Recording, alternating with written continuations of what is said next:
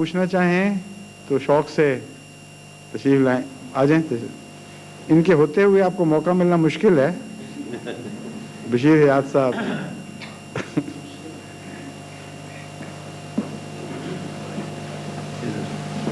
آپ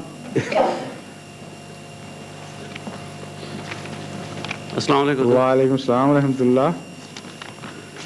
حضور سوال تو میرے پاس 2-3 ہیں، لیکن ابھی میں ایک ہی پوچھوں گا اگر حضور مزید اجازت دیں تو۔ حضور مہربانی فرما کر اس مضمون پر مزید روشنی ڈالیں، نیز جیسا کہ اسلام کی تعلیم کے مطابق۔ کس مضمون پہ بات ہی نہیں آپ نے کی، کس مضمون پہ روشنی ڈالوں؟ مندرجہ ذیل۔ اچھا ٹھیک ہے۔ نیز جیسا کہ اسلام کی تعلیم کے مطابق حضرت آدم علیہ السلام سے پہلے انسان زمین پر موجود تھے، لہٰذا وہ کوئی زبان تو بولتے ہوں گے، تو کیا ہم اسے یہ نتیجہ نکال سکتے ہیں کہ اس کام کے لیے وحی اور الہام حضرت آدم علیہ السلام سے پہلے جاری تھا؟ حضور نے اس سے پیشتر فرمایا ہے کہ بعض اسکالرز کی رائے کے برعکس، جن کا خیال تھا کہ انسان نے بولنا اور زبان کا علم تدریجاً سیکھا ہے، حضرت مسیح موعود علیہ السلام نے قرآن کریم کی تعلیم کی روشنی میں فرمایا کہ انسان نے زبان یعنی لینگویج اللہ تعالیٰ کی وحی اور الہام کے ذریعے سے سیکھی۔ ٹھیک ہے، اس پہ آپ کو الجھن کیا ہے؟ آپ کو غالباً دماغ میں یہ خیال جا رہا ہے کہ اگر حضرت آدم علیہ السلام پہلے نبی تھے تو خدا نے پہلا کلام ان سے کیا ہوگا، اور اگر اس سے پہلے خدا زبان سکھا چکا تھا، جیسا کہ ظاہر ہے کہ سکھا چکا تھا، اللہ تعالیٰ سے حضرت آدم کی بات ہی زبان میں ہی ہوئی تھی، تو پھر وہ پہلا شخص جس پر وحی نازل ہوئی وہ پھر پہلا نبی بن گیا۔ یہی آپ کے ذہن میں؟ نبی نہیں حضور، ہاں وہی نبوت تو میرے خیال میں حضرت آدم علیہ السلام پر ہی ہوئی۔ واضح ہے نا بات یہ تو؟ جی۔ پھر اعتراض کیا ہے؟ اگر پہلے خدا نے زبان سکھا دی تو آپ کو کیا اعتراض ہے؟ اعتراض تو نہیں حضور، یہ پتہ کرنا ہے کہ وحی اور الہام کا سلسلہ حضرت آدم علیہ السلام سے پہلے شروع ہوا۔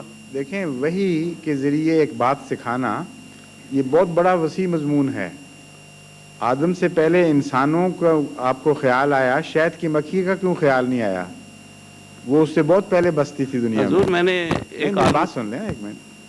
اللہ تعالیٰ فرماتا ہے وَأَوْحَىٰ رَبُّكَ إِلَى النَّحْلِ أَنِ اتَّخِذِي مِنَ الْجِبَالِ بُيُوتًا وَمِنَ الشَّجَرِ وَمِمَّا يَعْرِشُونَ، کہ اے محمد صلی اللہ علیہ وسلم، تیرے رب نے شہد کی مکھی پر یہ وحی فرمائی تھی کہ تو أَنِ اتَّخِذِي مِنَ الْجِبَالِ بُيُوتًا، کہ پہاڑوں پر اپنا گھر بنا، وَمِنَ الشَّجَرِ، اور درختوں پر اپنا گھر بنا، وَمِمَّا يَعْرِشُونَ، اور جو یہ اونچی بیلیں لگانے کے لیے جو بناتے ہیں، صنعتیں مختلف لکڑی کے سہارے بناتے ہیں، ان پر بھی تو اپنا گھر بنا۔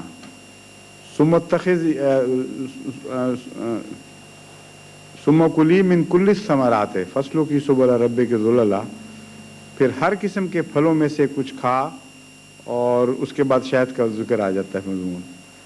اب یہ کتنی تفصیلی وحی نازل ہوئی ہے شہد کی مکھی پر، جو انسان کی پیدائش سے بہت پہلے سے بنی ہوئی ہے اور یہ کام کر رہی تھی۔ تو اللہ تعالیٰ کی وحی کو تو کوئی محدود نہیں کر سکتا، اس کی شکلیں مختلف ہیں وحی کی۔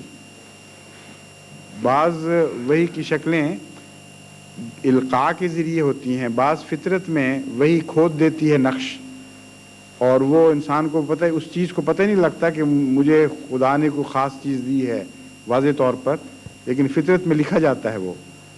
تو اس کا جو پیغام ہے شہد کی مکھی کا، یہ اس کے جینیٹک سیلز میں لکھا ہوا ہے، اور اتنا گہرا لکھا گیا ہے، مستقل تفصیلی چارٹ اس کو ملا ہوا ہے کہ اس سے ادھر ہو نہیں سکتی ہے۔